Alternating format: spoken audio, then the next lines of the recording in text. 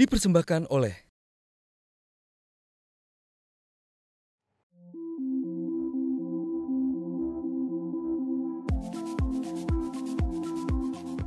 banyak pengelola tempat wisata berlomba-lomba untuk membuat suatu destinasi unik yang akan menjadi ikon wisata. Indonesia kali ini akan menampilkan pembuat dan pemilik destinasi wisata yang cantik dan unik di tanah air. Selain cantik dan unik, mereka juga membuat destinasi dengan mengangkat kebudayaan lokal. Ada kebun labirin yang tujuannya untuk berwisata sekaligus bermain mengasah otak dengan ceria.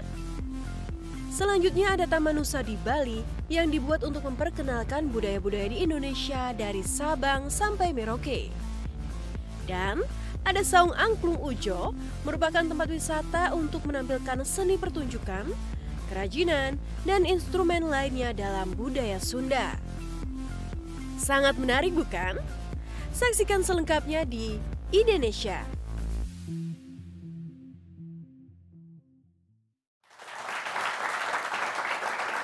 Pemirsa, tema kita kali ini adalah destinasi cantik Nusantara. Ada 3 sahabat saya yang datang, yaitu ada Mas Muhammad Sahir, apa kabar? Baik.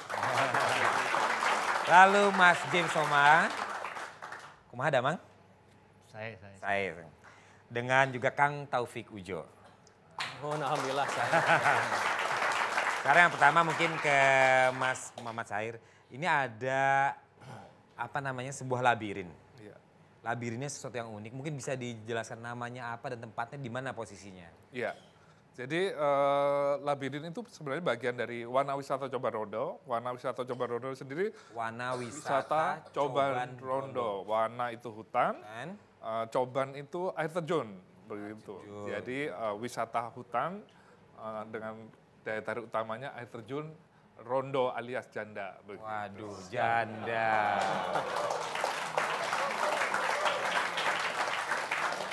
Kalau janda selalu membuat menarik pemain bandnya langsung wah. Jadi gimana tuh ceritanya?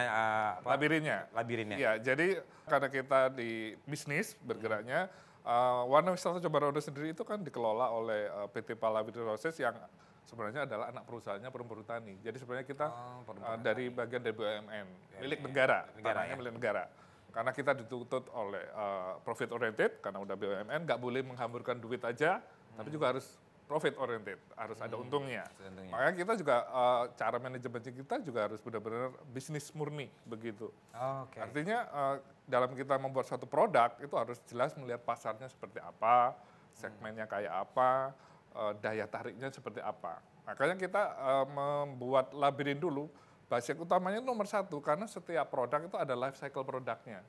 Artinya begitu life cycle-nya udah mulai menurun, harus dikasih sesuatu yang baru. Biar orang beli lagi produk itu. Kita akan bikinkan yang tidak ada di tempat lain dan orang harus datang ke sini jauh. Meskipun itu dari jauh harus datang ke kita begitu. Nah, karena potensi kita kan lokasi kita luas, 90 hektar hutan lindung dan hutan produksi, tetapi memang yang pengembangannya hanya 20 hektar. Nah, kita juga ada area yang sebenarnya dulu belum banyak dikembangkan. Salah satunya area labirin itu, ukurannya 1.600 meter persegi. Jadi kita membuat beberapa dari luas area itu, biar nggak bosen, itu ada titik-titik yang tanamannya bisa kita otak-atik. Wow. Jadi kayak semacam itu rahasia begitu. Jadi kalau bulan Mas Yofi bulan Januari datang ke tempat kita, dipastikan bulan Mei rutenya udah berbeda lagi begitu.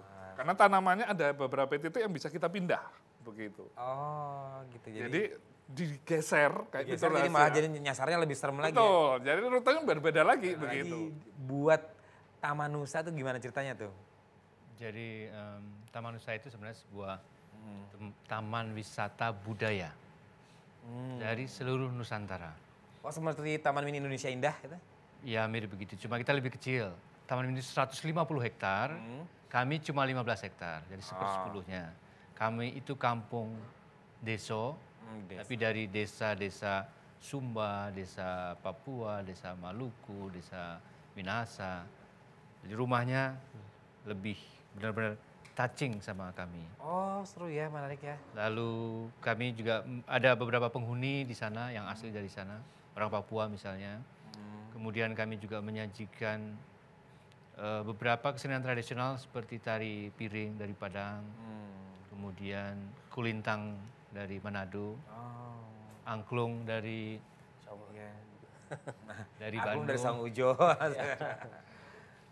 Seperti itu. Jadi tapi kita juga ada beberapa. Jadi kita menggunakan kronologi waktu, prasejarah, sejarah. Di prasejarah itu megalitikum supaya kita ingat bahwa nenek moyang kita dulu sangat primitif, tetapi mereka hidup, bertahan hidup. Muncullah kebudayaan. Kemudian zaman sejarah ada replika Candi Borobudur, asli kita bawa batu dari sekitar Borobudur. Baru masuk kampung budaya, kemudian ditutup dengan Gajah Mada. Kemudian nanti akan ada patung proklamasi, lalu museum. Museum etnis, museum wayang, dan museum kain. Jadi secara keseluruhan kita mau mengatakan bahwa yuk Indonesia itu punya sesuatu yang kaya dari Sabang sampai Merauke. Dan itu ada di Taman Nusa ya? Dan itu ada di Taman Nusa.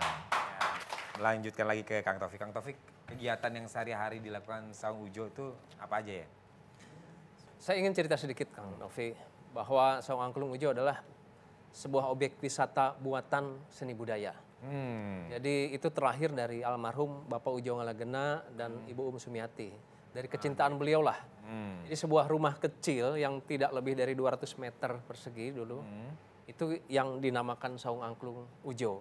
Itu yang pertama cikal bakalnya. Cikal bakalnya. Kemudian itu juga kalau sekarang mengenal teori SWOT, kekuatannya hanya ada di kecintaan bapak dan ibu. Karena secara akses jalan itu susah. Dan mengawalinya juga tamunya hanya 2-4 orang. Sekarang alhamdulillah, karena barangkali kita sudah bisa menunjukkan terhadap pemerintah ini sebagai objek wisata yang menarik. Sehingga memang akhirnya jalannya diperlebar, kemudian diperbaiki gitu lah. Hotmix bagus lah, jadi nggak ada masalah. Dan ini ada kerjasama terus dengan pemerintah Bandung berarti ya? Betul, masalahnya sekarang 1.000 per hari itu karena kita tutup aja tidak bisa lebih dari itu. Artinya dari sana parkir, tempat performance-nya sudah sudah overload kalau. Overload ya. Kan tadi ada cerita cinta dari seorang ayah dan ibu. Lalu ke putra-putrinya itu bagaimana meneruskannya Kang Taufik? Ya. Ada berapa orang sih keluarganya? Kita justru baru tahu belakangan kita dibikin 10 orang Pak Novi. Jadi anak Pak Ujo itu 10 orang, laki-laki 5, perempuan 5. Dan itulah modal untuk bikin tim angklung. Oh itu format buat tim angklung. Ya, jadi awal udah rencanainnya 5, 10. Betul, jadi kalau 5 orang atau 3 orang kurang untuk main angklung. Jadi kita anak-anak Pak Ujo ini 10 semua supaya jadi tim. Keren ya. Nah lalu ketika ada 10 anak, semuanya meneruskan semangat dari Mang Ujo. Iya betul. Dipersembahkan oleh